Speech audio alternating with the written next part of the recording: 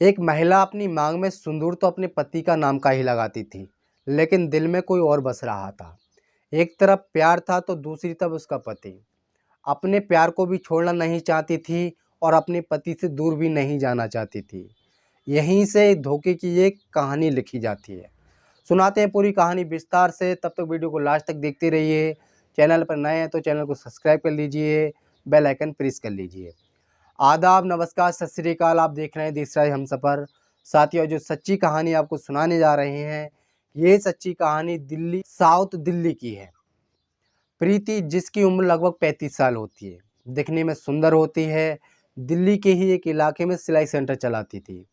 उसकी नज़रें गुफरान नाम के एक लड़के पर पड़ती हैं। गुफरान की नज़रें जब प्रीति पर पड़ती हैं और प्रीति की नज़रें जब गुफरान पर पड़ती हैं, तब एक दूसरे से दोनों लोग प्यार कर बैठते हैं। यूँ तो प्रीति का पति अनिल अपने इलाके में इज्जतदार व्यक्ति था, लोग उसकी इज्जत करते थे। लेकिन प्रीति ने अपनी पति की बिल्कुल भी चिंता नहीं करी और गुफरान से इश्क कर बैठी। उनके मिलने मिलाने का जो काम होता है वो चालू हो जाता है। कहते हैं कि गलत काम किसी से छुपता नहीं है, वो एक न एक दिन बाहर ज़रूर आ जाता है। एक दिन अनिल अपने घर से सैर के लिए जाता है और जब शाम को वापस आता है, तब प्रीति और गुफरान को अपने ही घर में नग्न अवस्था में देखता है। जब ये मंजर वो देखता है, तब उसके पैरों तले ज़मीन खिसक जाती है। गुफरान कपड़े पहन के चुपचाप निकल जाता है और प्रीति को वो समझाता है। वो कहता है कि तुम इस व्यक्ति से दूर रहो, वरना अंजाम अच्छा नहीं होगा। प्रीति से यूँ तो अनिल बहुत ज़्यादा मोहब्बत करता था, बेइंतहा प्यार करता था, लेकिन उसकी पत्नी की बेवफ़ाई उसे अंदर ही अंदर खाने लगती है, अंदर ही अंदर वो घुलने लगता है। अनिल अपनी पत्नी के बढ़ते कदम रोक पाता, अपनी पत्नी पर कुछ कंट्रोल कर पाता, इससे पहले ही अनिल रहस्यमय तरीके से घर से गायब हो जाता है। उसकी पत्नी हर जगह ढूँढती है, हर जगह तलाश करती है, लेकिन उसका कहीं कोई अता पता नहीं लगता। थक हार कर वो पुलिस स्टेशन में जाती है और अपने पति की गुमशुदगी दर्ज कराती है। पुलिस वाले प्रीति के आधार पर उसके पति की गुमशुदगी दर्ज कर लेते हैं और जांच पड़ताल के बाद छानबीन चालू कर देते हैं।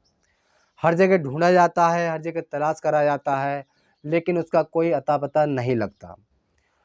अनिल का रहस्यमय तरीके से गायब होना प्रीति के प्यार को मानो पंख से लग गए हों। अब उसे रोकने वाला टोकने वाला कोई नहीं था। जहाँ कहीं भी वो जाते थे, मौज मस्ती करते थे, कोई भी उन्हें रोकने वाला नहीं था, कोई भी उन्हें टोकने वाला नहीं था। अब गुफरान के लिए प्रीति के दरवाजे हमेशा के लिए खुल गए थे। रात में आता था, दिन में आता था, कोई कुछ नहीं कहने वाला था। दोनों लोग हाई प्रोफाइल खर्चा करने लगते हैं। अनिल की जो संपत्ति होती है, उसकी पत्नी प्रीति उसे मानो हवा में उड़ाती है, हर जगह खर्च करती है। अपने यार पे, गुफरान पर बेहिसाब पैसा खर्च करती है। हाई प्रोफाइल खर्चा होने के बाद ये लोग कर्जे में डूब जाते हैं। अब सिलाई सेंटर से जो पैसा मिलता है, पैसा आता था, वो पैसा इनके खर्चों को पूरा नहीं कर पाता था। जब ये कर्जे में डूब जाते हैं, तब ये इनके पास तगादे आने लगते हैं, लोग इन्हें परेशान करते हैं। अब प्रीति समझ नहीं रही थी कि अब क्या करा जाए। प्रीति की नज़रें अपने पिताजी की बेशुमार दौलत पर पड़ती हैं। प्रीति अपने पिताजी के घर जाती है और मजबूरी बताने लगती है। वो कहती कि पिताजी, मेरे ऊपर बहुत ज़्यादा कर्ज हो चुका है और मेरे पास खर्च करने के लिए पैसे भी नहीं हैं। पिता अपनी बेटी की मजबूरी समझता है और उसके लिए 10 लाख रुपए का इंतजाम करके दे देता है। 10 लाख रुपए लेने के बाद प्रीति घर आ जाती है, थोड़ा बहुत पैसा कर्जदारों का चुका देती है और बचे पैसे जो होते हैं वो अय्याशी में खर्च करने लगती है। धीरे धीरे समय बीतता चला जाता है। इन दोनों के नाजायज़ रिश्तों की भनक प्रीति के पिता को लग जाती है।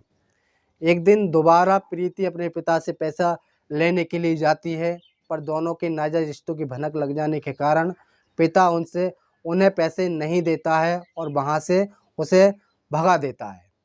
प्रीति मायूस होकर अपने घर आती है और गुफरान और प्रीति दोनों लोग अपने पिता की संपत्ति को हड़पने का प्लान बनाते हैं। एक दिन ऐसा होता है जो कोई भी इसकी कल्पना नहीं करता है। प्रीति के पिता जो होते हैं वो रहस्यमय तरीके से गायब हो जाते हैं। प्रीति अपने पिता की गुमशुदगी दर्ज कराती है। पुलिस वाले गुमशुदगी दर्ज कर लेते हैं और जांच पड़ताल करने लगते हैं।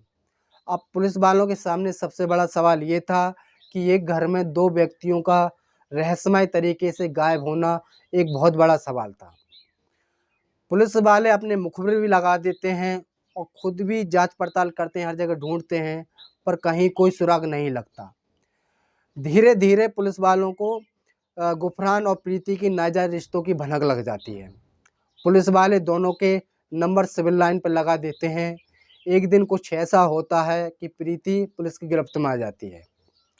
पुलिस वाले जब प्रीति से सख्ती से पूछताछ करते हैं तब वो टूट जाती है और पूरा घटनाक्रम सिलसिलेवार तरीके से बताती चली जाती है। वो बताती है कि उसके हाई प्रोफाइल खर्चे ने उनके लिए इतना कर्ज में डुबो दिया था कि उन्हें कर्ज में निकलने के लिए करोड़ों रुपए की ज़रूरत थी। तभी प्रीति की नज़र उसके पिताजी की बेशुमार दौलत पर पड़ती है।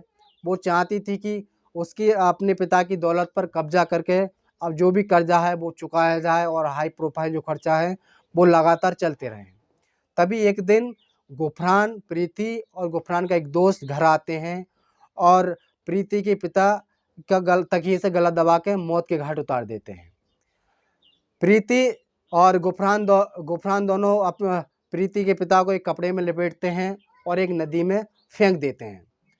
पुलिस वाले तीनों के ऊपर गंभीर धाराओं में मुकदमा दर्ज करते हैं और कोर्ट में पेश करने के बाद तीनों को जेल भेज देते हैं।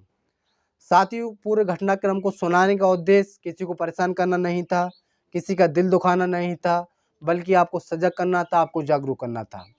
आप कहीं भी रहें, सुरक्षित रहें, सावधान रहें, अपना और अपने परिवार वालों का ध्यान रखें और देखते रहें देशराज हमसफ़र। सबक एक को, सीख हम सबको।